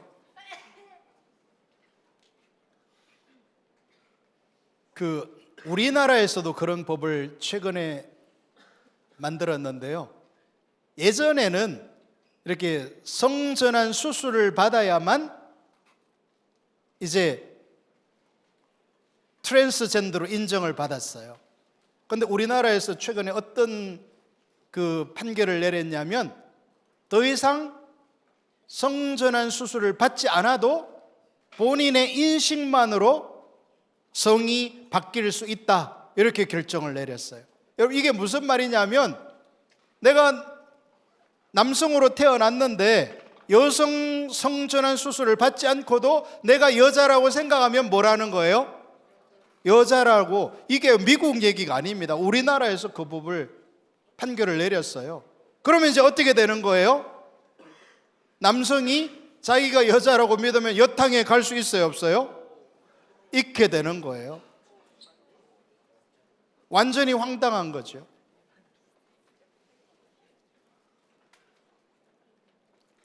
더군다나 최근에 2주 전인가 미국 캘리포니아에서는요, 이런 법을 만들었어요. 주법인데 자녀가 성전환 수술을 담임 선생님으로부터 권유받았어요. 그러니까 얘가 당연히 어리니까 지금 10대 초반에 학생이니까 집에 가서 그 얘기를 부모님에게 할 거잖아요. 엄마 아빠 오늘 희한한 일이 있었어요. 우리 선생님이 나한테 성전환 수술을 하라고 권유했어요 라고 했는데, 만약에 엄마 아빠가 안 돼 라고 하면 이제 그 자녀의 양육권을 박탈하는 거예요. 그에 대해서 어떠한 견해도 표방할 수 없도록 하는 법을 만들었어요. 여러분 지금 보이십니까? 점점 세계가 어떻게 가고 있는지. 우리가 성경에 보면 소돔 고모라 이야기가 나오잖아요. 그런데 지금 우리가 살아가고 있는 이 세계가 소돔 고모라보다 훨씬 더 심각한 문화 속으로, 세계 속으로 들어가고 있는 시대에 우리가 살고 있어요. 우리 기독 청소년 여러분들이 깨어나시기를, 믿음으로 주님 앞에 서시기를 예수님의 이름으로 축복합니다. 그게 포스트 모더니즘적인 삶과 세계를 새로운 시각으로 보아야 한다라는 거예요. 이 메타내러티브 성경 이야기를 믿음으로써 우리는 마음이 하나님의 이야기에 의해 계속 새로워지도록 해야 한다. 즉 하나님과의 친밀한 관계 안에서 우리 마음이 새로워지도록. 여러분 마음을 여러분 하고 싶은 대로 내버려두면 어떻게 돼요? 여러분 마음이 하고 싶은 대로 내버려두면 여기 와서 지금 말씀 듣겠어요? 남자친구들은 PC방에 다 가 있을 거고 여자친구들은 뭐 할까요? 모르겠네요. 뭐 화장을 한다든지 쇼핑에 목매고 있겠죠.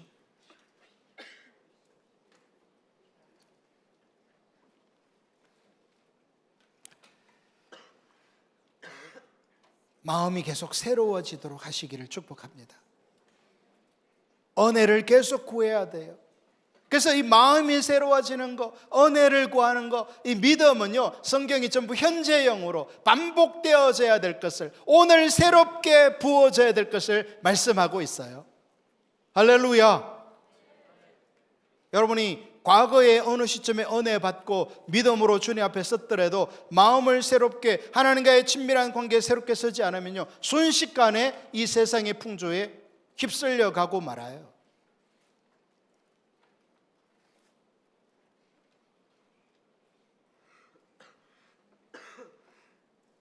제가 아는 한 형제는 대학교 1학년 때 친구가 그냥, 야, 나 오늘 이 인터넷 스포츠 토토 도박 사이트죠, 그거 하러 가는데 한번 따라갈래? 그래서 친구 따라갔다가요 10년이 된 지금까지 거기서 벗어나지 못하고 있어요. 여러분, 오늘날 저와 여러분을 넘어뜨리기 위한 사단의 전략은 성경에만 있는 이야기가 아니에요. 우리의 삶의 모든 영역에 우리가 깨어있지 않으면 순식간에 우리를 넘어뜨리도록 고안되어져 있는 것을 인식할 수 있기를 축복합니다. 예수님은 제자들에게 하나님이 그들의 삶에 복 주실 것이라는 믿음에서 벗어나 그들이 언제든, 제자들이 언제든 하나님의 일에 참여할 수 있다는 믿음을 가지라 촉구하신다. 성경 이야기는 하나님의 목적을 계시합니다. 성경 이야기에 의하면 인격적 하나님이 모든 만물을 계획하셨고 창조하셨기에 모든 창조 세계와 인류 역사를 위한 하나님의 목적이 있다라는 것입니다. 그리고 그 목적은 온 창조 세계와 온 인류의 삶을 다시 새롭게 해서 원래의 창조 계획으로 되돌리는, 원래의 하나님의 의도대로 회복시키는 것입니다. 할렐루야. 오늘날 많은 사람들은 그런 하나님의 목적을 성취하기 위한 하나님의 결심을 하나님의 선교라고 부릅니다. 즉 하나님의 선교는 바로 죄의 황폐함으로부터 모든 피조물과 인류의 삶을 회복하는 것입니다. 그 일을 위해서 저와 여러분을 하나님이 지금 초청하고 계시다는 거예요. 할렐루야. 그러므로 우리가 좀 전에 읽었던 요한계시록 3장 21장 3절에서 5절에 새 하늘과 새 땅의 그 소명을 보게 되면 보편 역사의 목표를 알 수 있게 되고 그것이 역사의 종착지라는 거예요. 그것이 하나님의 구속의 최종적인 목적입니다. 그리고 여기에 우리의 소명이 있습니다. 크리스토퍼 라이트 교수는 그 구절에 대해 이렇게 말하면서 우리의 소명을 잘 표현하고 있습니다. 이것이 성경 이야기의 좌표로 하나님의 백성의 선교를 형성하며 활기를 북돋운다. 이것이 예수님의 초기 추종자들이 알고 있던 이야기였다. 그들은 이 이야기를 신뢰했고 그 안에서 자신들이 담당할 역할이 있다는 것을 확신했기에 세상에 나가서 선교를 했던 것이다. 이것이 우리가 반드시 알아야 할 이야기, 우리가 그 일부를 이루고 있는 이야기다. 선교는 그 원대한 이야기 안에서 하나님과 함께하는 것, 하나님이 보장하신 이야기의 절정에 이를 때까지 함께하는 것이기 때문이다. 여러분, 저와 여러분이 담당해야 될 영역이 있다라는 거예요. 이렇게 하나님의 구속의 포괄적 성격을 올바로 이해할 때 우리는 교회의 소명도 올바로 이해할 수 있는 것이죠. 그리고 우리가 감당해야 될 선교의 포괄적 성격도 올바로 이해할 수 있습니다.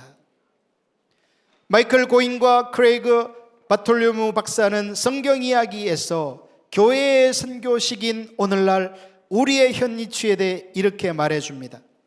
복음 증거는 하나님이 이야기해서 이 시기의 특징이다. 그런데 이 복음 증거를 쉽게 오해될 수 있다. 하나님의 교회의 선교나 증거나 복음 전도나 타문화권 선교로만 축소될 수 있다는 것이다. 그러니까 구속의 포괄적 성격을 이해하지 못하고 그저 타문화권에 가서 선교사만 되면 되는 것으로 생각하는 것으로 축소시킬 수 있다는 거예요. 여러분, 타문화권에 가서 헌신하는 게 중요해요, 안 중요해요? 중요하죠. 우리 샘물교회 선교회에서도 지금 두드림 투게더라고 해서 곧 이제 다음 주면 3개국으로 우리 청년들을 파송하고 내년 2월 달에 파송할 그 다음 두드림 투게더 헌신자들을 지금 선발하고 있잖아요. 우리 청소년들이 두드림 투게더에 다 동참할 수 있기를 축복합니다.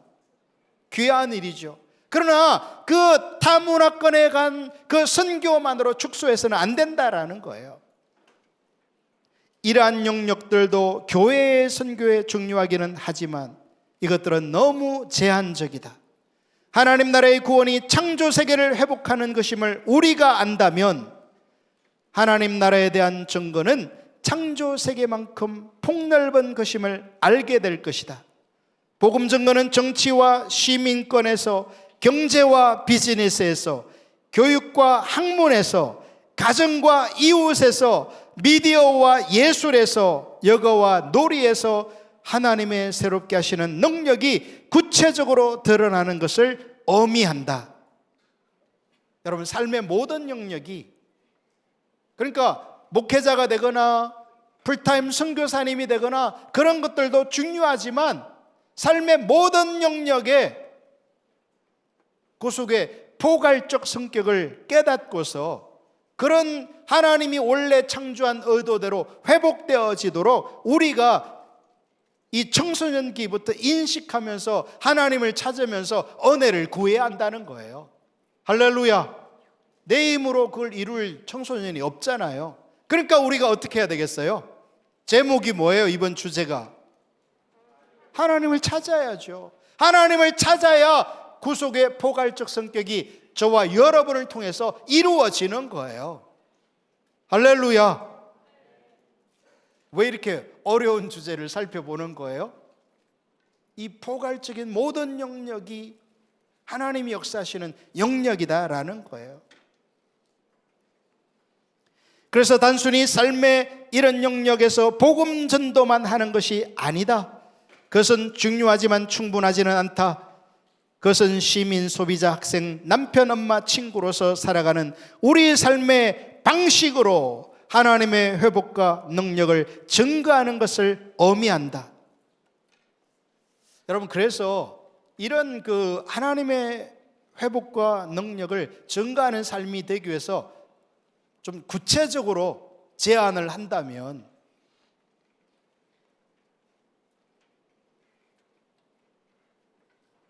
여러분, 우리 손에서요 스마트폰이 내려져야 돼요. 게임이 내려져야 합니다. 사탄은 우리가 이런 IT 기기에 매여 있기를 원해요. 여러분, 우리가 이런 IT 기기, 스마트폰, 게임, 컴퓨터 이런 데 매여 있으면 하나님을 향한 열망이 불타올라요? 식어져요? 여러분 경험을 얘기해 보세요. 여러분이 경험해 보니까 핸드폰에 빠져 있고 컴퓨터 게임에 빠져 있으면 하나님을 향한 이런 부르심이, 열망이 불타요? 있던 것도 사라져요? 크게 대답해 봐요. 왜 대답을 못 하죠? 핸드폰 충분해도 열망이 불타오른다?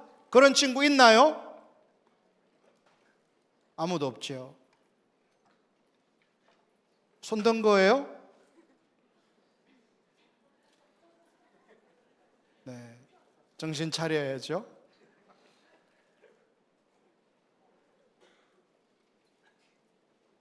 우리가 은혜가 많이 필요한 시대에 살고 있어요.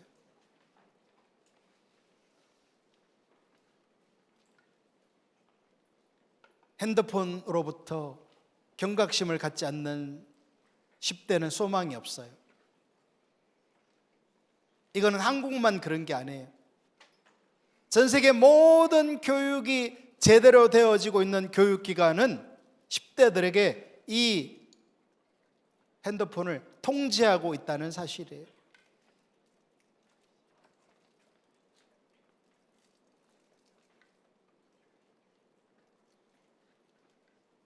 제가 우리 교회에서는 뇌가 탕후루 된다 그런 표현을 해요. 탕후루 좋아해요? 근데 탕후루 깨물으면 어떻게 돼요? 바사삭 하면서 깨져버리죠? 여러분, 뇌가 이 핸드폰에 빠져버리면요, 뇌는 사고하고 판단하고 이 분석하고 이런 일을 하는 거예요. 근데 여러분이 10대 때부터 이 IT 기기에 빠져버리면요, 뇌가 그런 일을 멈춰버리게 돼 있어요. 나 판단하는 거 싫어. 나 책 읽는 거 싫어. 나 생각하는 거 싫어. 이런 인간으로 만들어버린단 말이에요. 아까 4차 산업 이 혁명 시기에 우리가 살아가게 된다고 했는데, 4차 산업 시기에 살아남을 사람도요, 이 심층 독서를 통해서 저자의 의도를 간파하고 그것을 내 의견으로 말할 수 있고 그것을 분석, 적용할 수 있는 독서의 힘을 기른 사람이 살아남을 수 있다고 말하고 있어요. 그런데 오늘날 대부분의 청소년들이 독서를 극도로 싫어하죠. 성경 읽기 너무 힘들어하죠. 우리 학생들을 인솔해온 교사 선생님들, 책 읽는 여름 되기를 축복합니다.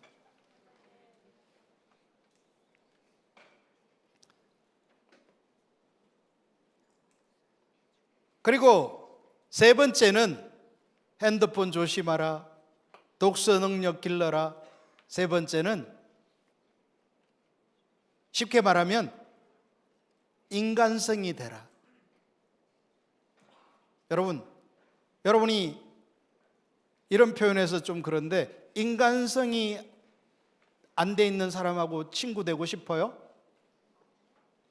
여러분, 인간성이 안 돼 있는 사람, 좋아하는 사람 아무도 없어요. 그 좋아하는 회사 아무 데도 없어요.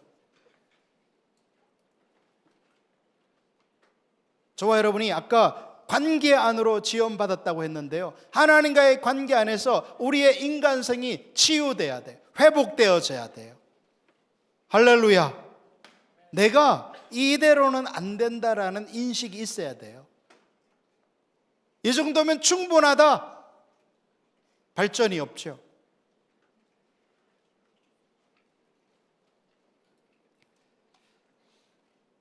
단순히 삶의 모든 영역에서 복음 전도만 하는 것이 아니라 하나님의 회복의 능력을 증거하는 정인으로서의 삶을 살아야 하는 것을 의미한다. 우리 문화를 형성하려고 시도하는 다른 포괄적이고 경쟁하는 종교 이야기들을 만날 때 우리는 고난을 당할지도 모른다. 그럼에도 불구하고 이 폭넓은 사명은 우리 존재의 중심이다. 할렐루야. 여러분, 그래서 스스로 여러분이 여러분을 망가뜨리는 핸드폰과 싸우시고요, 독서의 능력을 기르십시오. 독서의 능력을 기르려면요, 쉬운 책부터 시작하는 게 필요해요. 그래서 점점점 성취감을 통해서 더 수준 높은 책으로 나아갈 필요가 있죠. 그리고 우리가 이 인간성, 인성, 인격 안에서 그리스도의 성품이 나타나도록 계속해서 은혜를 구해야 하는 것입니다. 할렐루야. 자, 오늘 우리는 성경 이야기를 통해서 본 하나님의 구속의 포괄적 성격을 살펴봤어요. 창조, 타락, 세 번째는 구속. 하나님이 창조하실 때 네 가지 중요한 관계를 위하여 창조하셨다. 첫 번째가, 두 번째가 나 자신, 세 번째가 마지막으로 창조 세계와의 관계를 위하여 지으셨다. 한 사람 한 사람이 자신을 향한 하나님의 부르심과 이 중요한 시기에 우리가 살아가고 있다는 것을 인식하면서 주님 찾는 저와 여러분이 되기를 예수님의 이름으로 축복합니다. 할렐루야. 찬양팀 앞으로 나오십시오.